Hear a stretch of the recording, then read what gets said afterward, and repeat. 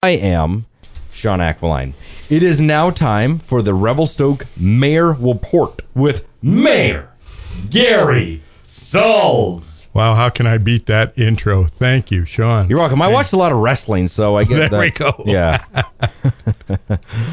So, Gary, I got a couple of questions I thought that we could touch base on. Is there anything that you wanted to get into first? Or? Well, let's go to the questions, and then we'll talk a little bit more about budget, because everybody wants to know about that. Well, that's good, because that was part and parcel of one of these questions. Perfect. So, during the committee of the whole discussion over the last day on Thursday, it appears that there was a compromise of sorts on how to look at and break down this communications director. I did that with a dark, ominous voice. There you go. Yep. Yeah. And it was tasked and a result was found, or at least a preliminary result was found. So what was the idea behind this in the discussion? Well, one of the councillors had come forward and had said, listen, I've got some thoughts. So we talked about thoughts, and he put a motion on the table to go forward where we fund 50% of a communications officer, or the $50,000 go to the communications officer. And then we split that with bylaw.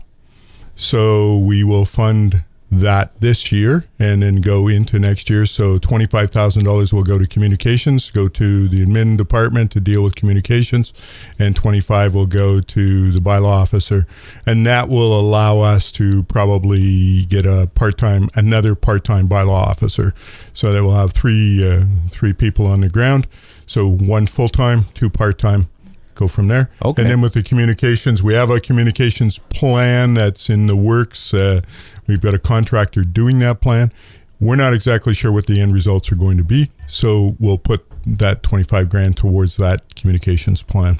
Okay, so that could also be like a part-time individual, a contract basis, depending on the severity or how big of a deal it is, especially like the mall is a good example of a lot of communication there. Correct. And so One of the things that I brought up when we talk about communications is there's all kinds of communications that come out of City Hall when we're in emergency state, which we have not experienced here. It's not a matter of if it's going to happen, it's when it's going to happen. You see the wildfires, you see the floods, that sort of thing. And in being involved in emergency services, I'm always concerned about how are we going to communicate with the public to keep them safe. So I brought that up as an issue, saying communication, we have to think about this. And that doesn't mean that we need to keep stacking employees. And that's not the intention here with any of this stuff. It's basically making sure that we're going to be able to keep everybody safe at a rate that the community can afford. Well, communication is a vague term because you're talking about getting the word out to the community. It's also up to us to some degree to seek out some of that information to know what's going on, right? I mean, it's a two-way street.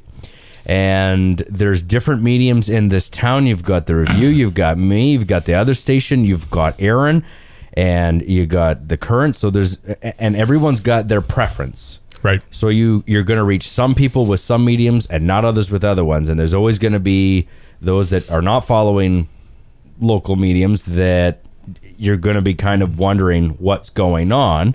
And if you're not on Facebook or social media, then you might not catch it in that way. So it is tricky to reach people and try to find that perfect plan on how. But it also is up to the individual to be open to wanting to find that information as well, right?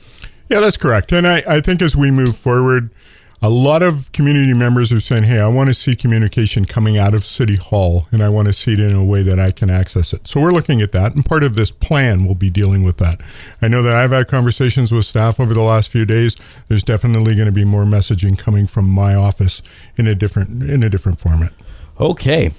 So you've lived here for 30 plus years now. Correct. Your taxes were no doubt cheaper in the 80s, in the 90s. And before you were a councillor and now mayor, were you also questioning the frequent jumps in taxes as a business owner, going, holy crow, like 96, it's like this, 97, it's like this, then 2004, it's like this, especially as you own, commercial business. You're, 42 or 43% of the tax burden is on commercial properties? Yes. I'm not saying that's the exact amount. I don't know. It's a vague number or a guess.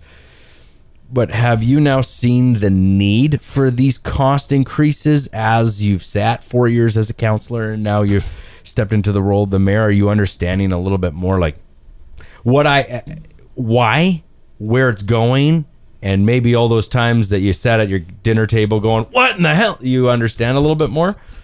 You've been watching my conversations around the table. Yeah, I'm understanding more. But even anyone who's in business who watches costs go up every year, it doesn't matter what kind of business you're in, your supplies go up, your expenses go up, hydro, that sort of thing. All those things go up. And then you go like, okay, well, we can't afford anything else to go up. And so one of the last things to go up later in the year is all of a sudden we get property taxes that are increasing. And then we're going like, now, how in the heck are we going to pay for this, right? Right. So it's always a concern. When we sit around the table as council, you look at things and go, how can I afford this? Can always reflect on, how's this going to impact me? And I think that's usually the greatest input that you can go say, can I afford this? Can my family? And how about, can my mother, can my grandmother, can they all afford this sort of thing? You look at that. And then you have a pretty good judge of looking in your own backyard to say, this is how it's going to affect me. And if it's affecting people in a way that's not positive, then you know that it's not positive for everyone else in the community as well. So, it's a very fine line. Well, and this is just me assuming this, but I think as time has moved on, pay scale doesn't always necessarily match inflation. Correct. And inflation has gotten to become a pretty big balloon. Okay, Gary, so let's continue on. I was going to ask you something, but you wanted to mention just before we get into it about the police officer. Yep. So we've added another police officer. So there's going to be a quota of 14. We're going to budget for 12. So we're not increasing taxes with that because we've only been paying for 10.6 police officers because sometimes they're transferred out or they're on course or whatever the case may be. So we only pay what we use. So if we actually get to that magic number of 12 or 14 where everybody's active, we've got a stabilization fund that we will fund that out for that year. And then we have to look at a tax increase in the next coming year. So, okay. So that's news there, right there. All right. You ready for the next one? Go ahead. Who would win in a Canadian Gladiator theme show? Peter Humphreys versus Don Lowe. Who'd win? Oh, Don's got it nailed. Totally. Sorry, Peter, you're done. All right. The Townley Roundley seems to be at a standstill still. Is this because of negotiations with CP on their property? Is this one of the biggest obstacles? Because the money's there, if I'm not correct. Money's there. Yep. So we're working through that.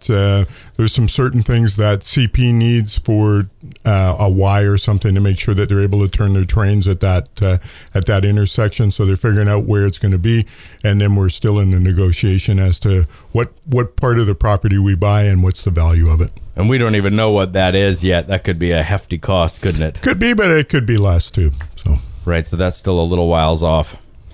Is there anything else that you think that's coming up that you think that we should be aware of? Anything that you think that's going to be controversial, that's going to stir the pot in the next week? It seems like everything we do is controversial. Well, that's true. And that's only because people have their own personal beliefs and want to voice their opinions. There's nothing wrong with that.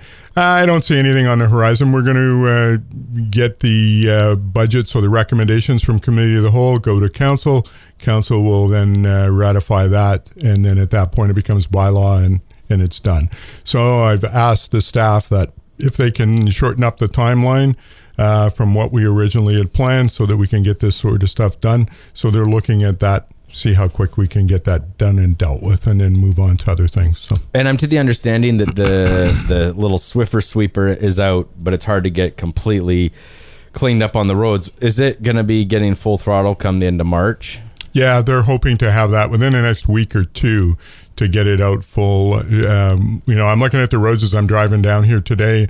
There's still some ice on some corners, that sort of thing. I think they want to get a lot of that melted. So if we've got good weather, we were supposed to get some rain. That's going to help. But we definitely want to get the crap off the roads and get the dust cut down. Well, because everyone with the motorcycles just edging to get out there. And I'm one of them. So. Yeah, so I can see that. Okay, and just a note for the fire department, I noticed that Backdraft 2 straight to DVD and Blu-ray is out, so that should be earth-shatteringly great.